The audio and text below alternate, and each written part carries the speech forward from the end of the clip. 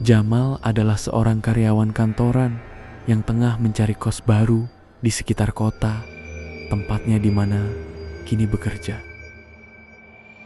Setelah hampir seharian mencarinya, ia akhirnya menemukan sebuah kosan sederhana yang memuaskan dengan harga yang cukup terjangkau. Di kosan tersebut ada beberapa kamar yang telah ditempati oleh penghuni lainnya. Suatu hari, ia melewati kamar nomor 5 dan sekilas melihat sebuah lukisan kuno yang tergantung di dinding. Jamal merasa penasaran dengan lukisan tua tersebut. Ketika ia sedang memeriksa lukisan itu melalui kaca dekat pintu masuk kamar nomor 5, tiba-tiba ia dikejutkan oleh suara yang berasal dari belakang. "Apa yang kamu lakukan di situ, Nak Jamal?" tanya bapak kosan yang tiba-tiba muncul. "Oh tidak, Pak. Saya cuma kebetulan lewat aja," jawab Jamal dengan sedikit gugup. "Ya sudah, kamu berangkat kerja sana," balas bapak kosan itu. Namun, langkah Jamal tiba-tiba terhenti. Jamal memberanikan diri pada pemilik kosan tersebut, meminta agar ia bisa pindah ke kamar nomor 5.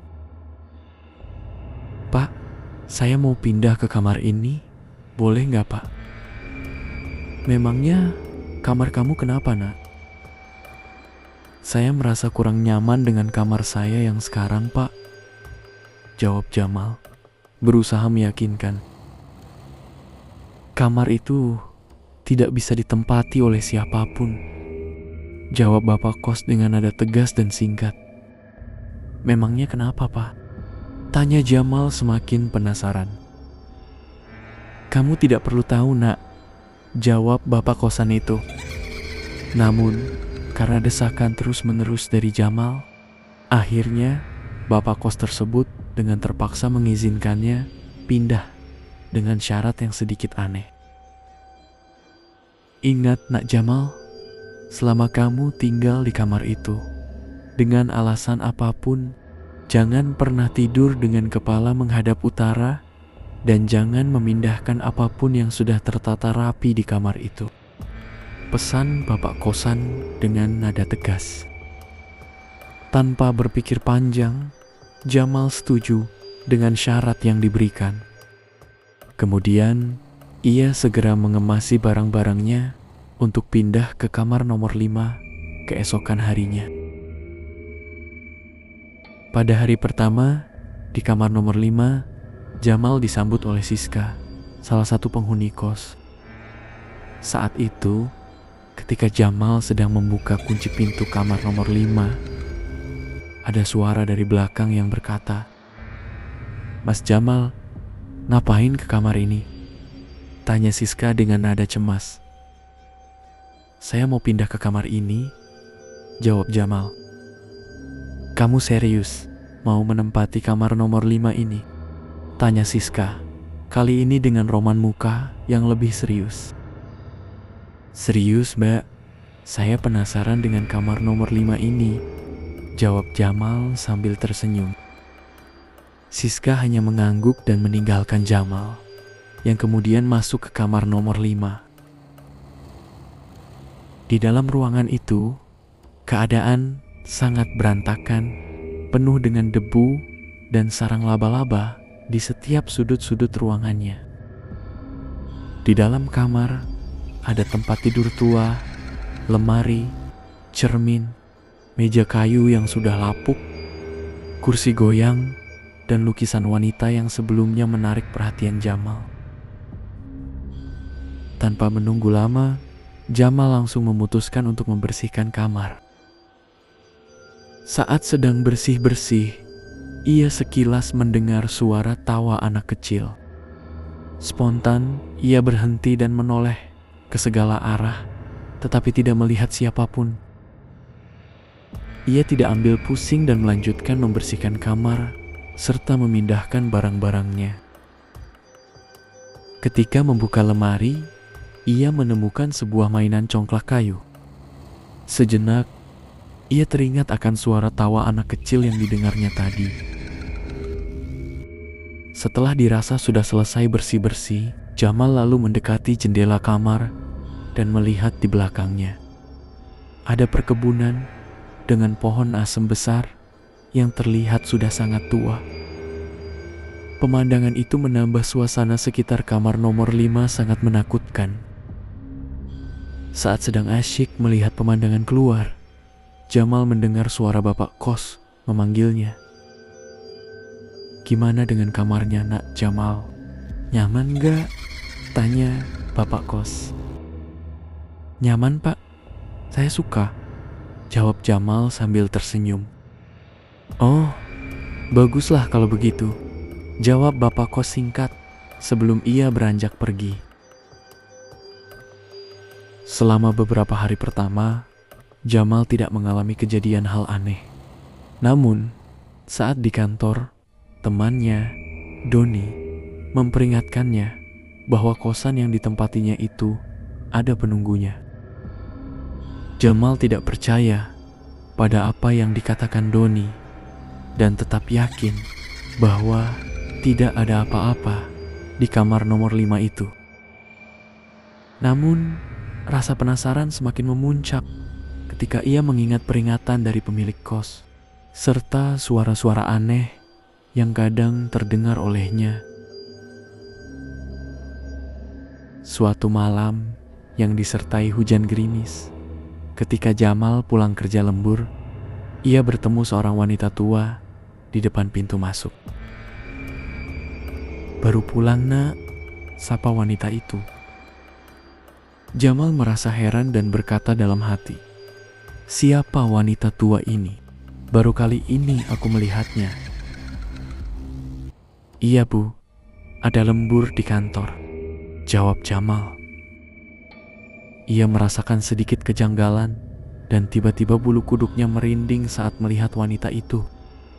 Namun, ia berusaha tidak memikirkan hal yang aneh-aneh. Jamal pamit pada wanita tua itu dan kemudian masuk ke dalam dan disambut oleh Siska. "Mas Jamal, tadi ngobrol sama siapa?" tanya Siska. "Oh, tadi aku ketemu ibu kos di depan," jawab Jamal. Seketika itu, Siska merinding dan terlihat kaget. "Hah? Kamu tahu nggak? Selama aku tinggal di sini, aku belum pernah melihat ibu kos," ujar Siska dengan nada sedikit cemas. Setelah mereka berdua bicara panjang lebar, Jamal mulai berpikir dan merasa ada yang tidak beres. Ia kemudian bertanya kepada tetangga kos dan akhirnya bertemu Pak Salim, seorang tetangga tua yang mengetahui sejarah rumah itu. Pak Salim bercerita bahwa dulu sekitar tahun 60-an, Pak Muhtar yang memiliki kosan ini kehilangan istri dan anak perempuannya. Istrinya, Bu Narsih, meninggal saat melahirkan anak perempuan, yang kemudian anak perempuan tersebut juga meninggal beberapa hari setelahnya. Mereka dimakamkan di perkebunan belakang rumah, tepat di belakang kamar nomor 5. Setelah mendengar cerita tersebut, tiba-tiba bulu kuduk Jamal merinding. Ia lalu kembali ke kosan dan memutuskan untuk tidak tidur di kamarnya malam itu. Hari berikutnya, sekitar jam 4 sore, Jamal tiba di kosan. Karena kelelahan, ia merebahkan diri di sofa hingga terlelap tidur. Namun, tepat jam 12 malam, ia terbangun karena mendengar suara berisik. Saat membuka mata, betapa terkejutnya Jamal melihat seorang anak perempuan sedang bermain congklak di dalam kamarnya. Anak itu menoleh ke arahnya dan kemudian berlari menuju cermin yang berada di dekat lemari. Rasa penasaran dan keingintahuannya membuat ketakutannya sedikit hilang. Jamal pun mengejarnya.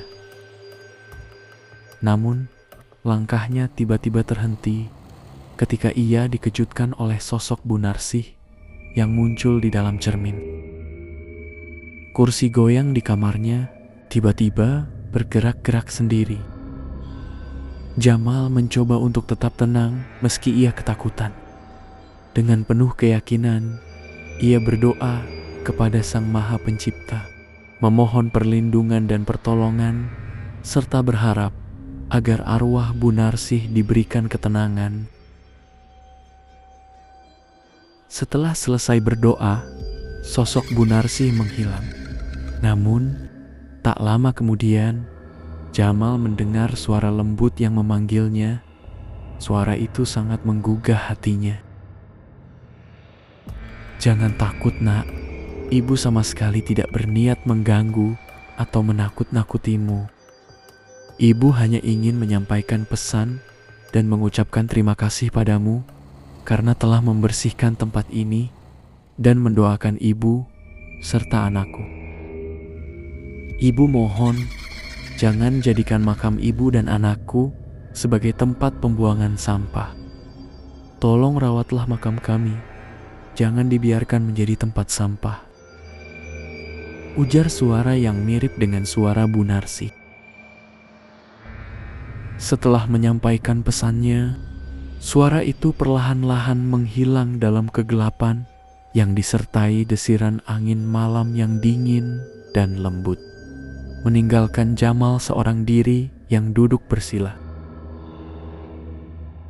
Setelah kejadian itu, Jamal mulai memahami dan mengerti mengapa sosok Bu Narsih selalu hadir dan menampakkan diri di kamar kos nomor 5 ini. Keesokan harinya, Jamal memberanikan diri datang ke rumah Pak Kos untuk menceritakan semua yang dialaminya semalam. Ia juga bertanya tentang siapa sosok Bu Narsih itu. Dengan raut wajah yang sangat sedih, Pak Muhtar pun mulai bercerita tentang istri dan anak perempuannya. Jamal sangat memahami apa yang dirasakan oleh Bapak Kos. Setelah selesai bercerita dengan cukup lama, kemudian Jamal mengajak Pak Muhtar pergi ke makam Bu Narsih dan anaknya untuk membersihkan makamnya dan mendoakan mereka. Sejak kejadian itu, Jamal tidak lagi merasa ketakutan dan meyakini bahwa arwah Bu Narsih kini sudah tenang. Dengan adanya kejadian ini, Jamal memahami dan meyakini bahwa dunia gaib memang nyata adanya. Dan terkadang ketika mereka menampakkan diri, mereka hanya ingin berkomunikasi, bukan untuk menakut-nakuti. Sejak saat itu, Jamal tinggal di kosan nomor 5 dengan suasana yang tenang dan damai. Pengalaman tersebut memberinya pelajaran tentang arti saling menghargai dan memahami akan dunia tak kasat mata.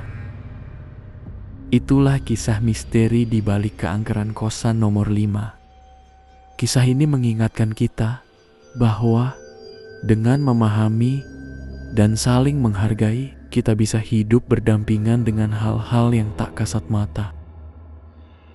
Jika kalian memiliki pengalaman pribadi yang ingin disampaikan, jangan ragu tulis di kolom komentar. Sampai jumpa di kisah horor selanjutnya.